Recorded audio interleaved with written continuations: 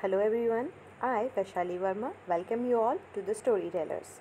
In today's video, we are going to read out a story of Razman Mani. This story is a part of Malguni Days, written by R.N. Narayanan. He had wrote many stories in Malguni Days, but this story is just a part of them. Now, let us continue the story. Before starting the story, this is a long story in the book given in many parts. So if there is any spelling mistake or error, please write down in the comment section. I'll correct it and give you the PDF of that story in the description link below. Now starting the video.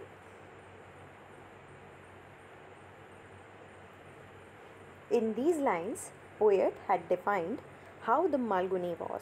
As I told you, it is a part of Malguni Days. Malguni is an imaginary or a friction place in the story. So, River Saryu was the pride of Malguni. Malguni is the place where this River Saryu is present. It was some 10 minutes walk from Almond Street and the last street of the town, chiefly occupied by oil mangers. Its sand bank were the evening resort for all the people of town. So it was near to Almond Street and here it was the last street of the town. इसके बाद town ख़त्म हो जाता था. Chiefly occupied by these plants. ये पेड़ उसके पास लगे हुए थे. Its sandbank, bank means किनारा, नदी के किनारे, were evening resort of the people of town. शाम के समय सारे के सारे लोग जो गांव में रहते थे वो घूमने आया करते थे. हियर इज टाउन, उस सिटी के जितने भी लोग थे वो घूमने आते थे. म्यूनिसिपल प्रेसिडेंट टुक एनी डिस्टिंग्विश्ड विजिटर.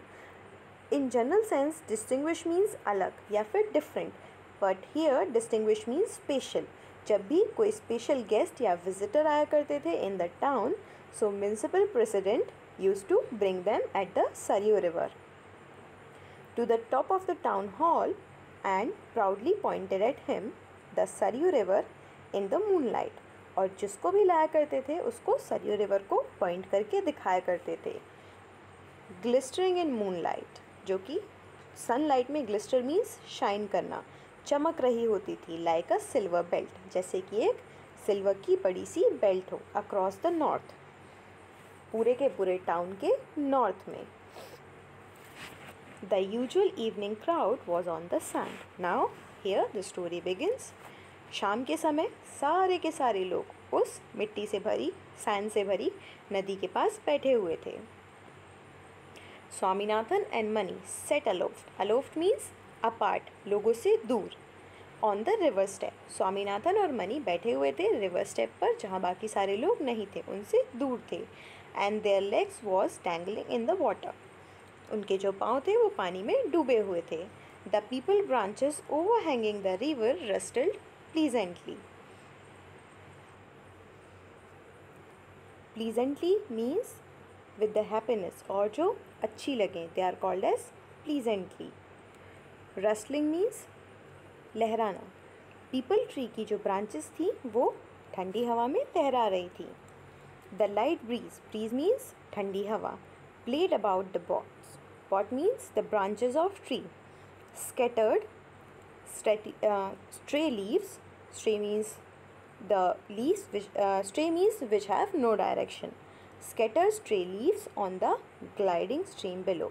और उसके साथ साथ जो पत्तियाँ थी उस पीपल ट्री की, they were floating in the air. और ये सब कुछ उस नदी के ऊपर हो रहा था, gliding the stream below, और जिसके नीचे नदी थी. Birds filled the air with their cries. Here cry doesn't means crying or being sad.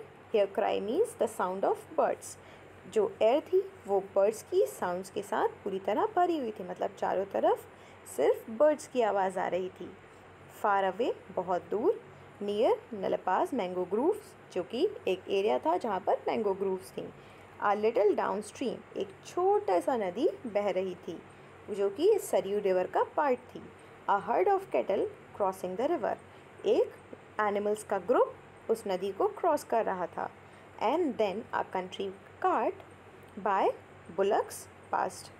फिर उसके बाद एक कार्ट जा रही थी जिसको बुलक्स पुल कर रहे थे। The Cartman humming a low tune. जो कार्टमैन था, जो उस कार्ट को चला रहा था, वो धीरे धीरे गाना गा रहा था। It was some 15 minutes pass the sunset. और अभी सूरज को डूबे हुए सिर्फ 15 ही मिनट हुए थे। There was a soft red in the west. और जो वेस्ट डायरेक्शन थी वो हल्की रेड कलर की हो रही थी। Now the conversation starts between Swaminathan and Mani.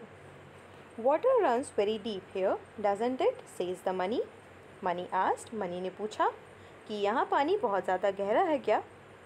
Yes, why? asked the Swaminathan. Then Mani replied, I am going to bring Razm here and bundle him up and throw him into the river for good drenching. Drenching means भिगा देना.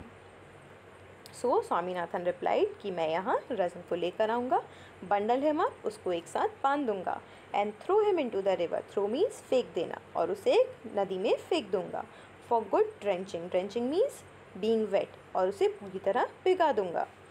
रज़्म was a fresh arrival in the first day is the class in they are studying. Rajam first day class में आया नया student था। He had sauntered into the class on reopening of the day of second term, walked up to the last bench, sat beside the Mani. Now, रज़्म जो था एक नया बच्चा आया था उनकी क्लास में, जो कि नए टर्म की शुरुआत में आया था। वो गया लास्ट बेंच पर और बैठ गया मनी के पास, बिसाइड मीन्स पास में, एंड फेल्ट वेरी कंफर्टेबल, और उसे वहाँ बैठकर बहुत कंफर्टेबल लगा, अच्छा लगा। इंडीड, ऐसा था भी। Till Mani gave him the jab in the ribs, which he returned. और तब तक सब कुछ ठीक चलता रहा जब तक gave him a jab, जब तक मनी ने उसको उसकी रिब्स में हिट नहीं किया था, मारा नहीं था, which he returned, जिसके बदले उसने भी वैसा ही किया। He had impressed the whole class on the very first day, और ऐसा करके उसने पहले ही दिन पूरी की पूरी क्लास को इम्प्रेस कर दिया था। ही वॉज द न्यू कमर, वो नया आया था। ही ड्रेस्ड वेरी वेल, उसने बहुत अच्छे से कपड़े पहन रखे थे। He was the only boy in the class who wear socks and shoes, वो पूरी क्लास में अकेला ऐसा लड़का था जिसने शॉक्स और शूज़ पहने थे, फर कैप एंड टाइज ये भी पहने हुए थे, and a wonderful coat and knickers, ये सब कुछ उसने पहना हुआ था। And all the students were impressed with him. Coming further, he came to the school in a car, वो स्कूल कार से आया करता था। As well as all this, इस सब के साथ he proved to be a very good student too, वो पढ़ाई में भी बहुत अच्छा था। देयर वर वेग रूमर्स, वेग मीन्स जो सर्टेन ना हो, जिसके बारे में पता ना हो, और रूमर्स मीन्स अफवाह, that he had come from some English boys school somewhere in Madras. He spoke very good English, exactly like a European. Here metaphor is used. Exactly like a European means he was really good at English, which meant that few in the school could make out what he said. Means जितने भी बच्चे थे उसकी English को नहीं समझ पाते थे, उन्हें समझ नहीं आता था what he is saying. Many of his classmates could not trust themselves to speak to him, और बहुत सारे बच्चों को अपने आप पर भरोसा नहीं होता था जब वो उससे बात कर रहे होते थे। They are fond of broken English, being small. उन्हें टूटी फूटी इंग्लिश की आदत थी, वो भी बहुत थोड़ी सी। Only Shankar, the genius of the class, had courage to face him. सिर्फ शंकर में ही इतना करेज था, इतना साहस था कि वो उसका सामना कर सके। Though his English sounded halting and weak before the rasp, और उसके बाद भी उसकी जो इंग्लिश थी वो बहुत वीक लगती थी। And halting means with hesitation, with slow speed, बहुत स्लो थी और बहुत ज़्यादा कमज़ोर लगती थी। Coming to the next part,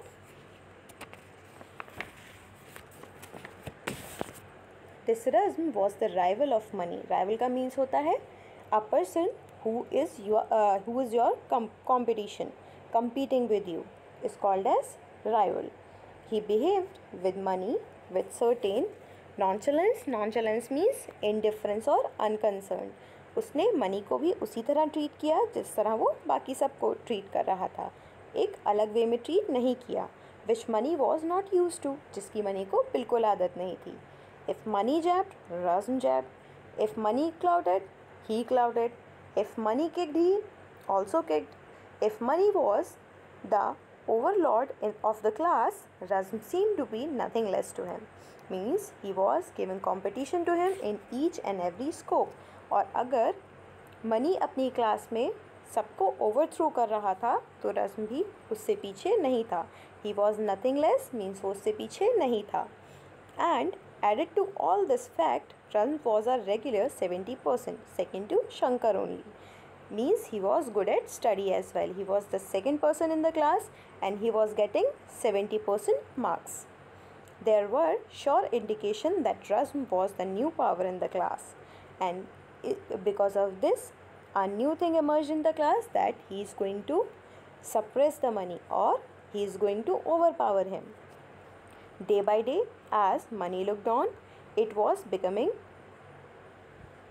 increasingly clear that a new menace means शैतान, had appeared in the life. और जिस तरह मनी उसको रोज़ देख रहा था, money looked on, becoming increasingly मतलब लगातार क्लियर हो रहा था, बढ़ रहा था उसकी ये नॉलेज में कि एक नया शैतान आ चुका है उस क्लास में. Coming to further slides. All this lay behind his decision on the river step to bundle up the Razm and throw him into the river. और यही सारी चीज़ें उस बात की वजह थी कि वो उसको बांध कर नदी में फेंक देना चाहता था. Now, Swaminathan expressed a slight fear. अब स्वामीनाथन ने अपनी एक प्रॉब्लम शेयर की. Fear means डर. You forgot that his father is police superintendent. उसके फादर पुलिस सुपरिटेंडेंट है. Money remained silent for a while. थोड़ी देर के लिए चुप हो गया. While means some time. And said, what do I care? मुझे क्या फ़र्क पड़ता है. Some night I am going to kick his shoulder. एक दिन मैं जाऊँगा और उसको मारूँगा. And show him what I can do with my clubs. और मैं उसको दिखाऊँगा कि मैं अपनी स्टिक्स के साथ क्या क्या कर सकता हूँ. I would keep out of the way. And that reminds me, he added. उसने बोलना शुरू रखा, कंटिन्यू रखा, और ये उसे मुझसे दूर रखेगा. और ये हमेशा मुझे याद दिलाता है, you are in need of little warning. तुम्हें भी एक चेतावनी की ज़रूरत है. वार्निंग मीन्स चेतावनी. I find you hanging about the Rajam. मैंने देखा है कि तुम रज़्म के साथ घूम रहे थे. अ बिट टू मच, थोड़ा ज़्यादा. Well, have a care on your limbs. अपने हाथों और पैरों का ध्यान रखो. That is all I can say. ये वो सब कुछ है जो मैं तुमसे कह सकता हूँ. या this is my last warning to you. Coming to further slides. Swaminathan broke into loud protest. और ये सुनकर, प्रोटेस्टिंग मीन्स अपोजिंग, किसी चीज़ का विरोध करना और अपोजिंग दैट. सो स्वामीनाथन ने बोला कि नहीं, ऐसा नहीं है. Protesting means that. Did Mani think that Swaminathan could respect anyone but him? क्या उसे ऐसा लगता है कि वो अपनी लाइफ में मनी से ज़्यादा किसी और की रिस्पेक्ट कर सकता है? Mani, that dear old friend and guide. Mani उसका बहुत पुराना दोस्त था और हमेशा उसको गाइड करता आया था. What made him think so? किस वजह से वो ऐसा सोच रहा है? As far as Swaminathan could remember, जितना स्वामीनाथन सोच सकता था, he had never been within 3 yards of Razm. वो कभी भी रज़्म से 3 yards से ज़्यादा पास गया ही नहीं था. Oh, how he hated him. तो फिर वो उसको हेट कैसे करता था? When had Mani seen him with the Razm? कब मनी ने उसको रज़्म के साथ देखा? Oh yes, हाँ, ऐसा हो सकता है. It must be during the period of Monday. Monday को जो क्लास हो रही थी उसमें ज़रूर उसने देखा होगा. It was Razm who had came and talked to him in spite of cold face. और उसने एक पूरे ब्लैंक हुए फेस के साथ कहा कि वो रज़्म था जो आकर उससे बात कर रहा था। That Swaminathan had turned him back, और इसीलिए स्वामीनाथन ने उससे दोबारा बात की। टर्न्ड हिम बैक मतलब उससे बात करने के लिए मुड़ा। He had wanted a pencil sharpener, उसे एक शार्पनर चाहिए था, विच ही डिड नॉट गेट, जो उसे कहीं से नहीं मिल रहा था। एंड ही वॉज प्रॉम्प्टेडली डायरेक्टेड, प्रॉम्प्टेडली का मतलब तभी, इंस्टेंटली। डायरेक्टेड मीन्स उसको ये कहा गया था to go to the shop and buy it if he needed it, कि उसे जाकर उसे तभी खरीद लाना होगा शॉर्पनर अगर उसे इसकी ज़रूरत है। इट इज़ सो अर्जेंटली, और वो बहुत ज़्यादा ज़रूरी है। Oh, there was no comparison between Rajam and Mani for Swaminathan, Rajam और मनी के बीच में कोई कंपैरिजन था ही नहीं स्वामीनाथन के लिए। This please the money greatly, और ऐसा सुनकर प्लीज़ मीन्स खुश हो जाना, मनी बहुत ज़्यादा। This please the money greatly, ये सुनकर प्लीज़ मीन्स खुश हो जाना, मनी बहुत ज़्यादा खुश हो गया। For the first time that evening he laughed and laughed heartily too, और उस शाम पहली बार वो बहुत हंसा और खुलकर हंसा। And then he suddenly asked, फिर उसने अचानक पूछा, did you bring the thing I wanted, क्या तुम वो लेकर आए हो जो मैं चाहता था। वॉन्ट मीन्स चाहना। O Mani, I beg of 100 pardons to you, it means मैं तुमसे बहुत ज़्यादा माफ़ी मांगता हूँ। My mother was all the time in the kitchen, मेरी मदर पूरे टाइम किचन में ही थी। I could not get it, इसीलिए मैं इसे नहीं ला पाया।